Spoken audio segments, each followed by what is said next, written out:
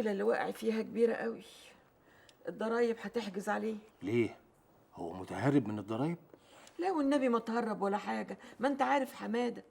هما كده اللي جم فجأة وقالوا له عليك المبلغ الفلاني، يا الدفع يا الحبس. هو عليه كام يعني للضرايب يا ماما نون؟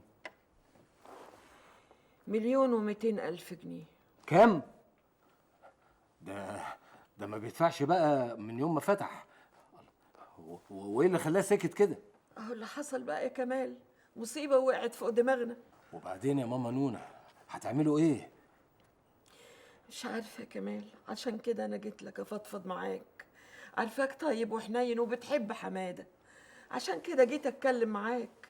لا دي مصيبة فعلا، والمبلغ كبير قوي. يعني بقول يا كمال، يعني لو ممكن تدفع لنا المبلغ وأول المحل ما يمشي شوية نبقى ندفعهم لك. يا ريت يا ماما نونة. انت عارفة انا عمري ما اتأخر عنك ابدا، بس انت عارفة ظروفي. انا الوديعة اللي انا عايش منها ما اقدرش افكها. ده انا واخد فيلا في مارينا بدفع قسطها 30,000 جنيه في الشهر، والله كل شهر ببقى مش عارف هسددهم ازاي. يا ريتني ما خدتها، وحتى ما اقدرش ابيعها لانها مرهونة للبنك لغاية اما تمنها يخلص. انا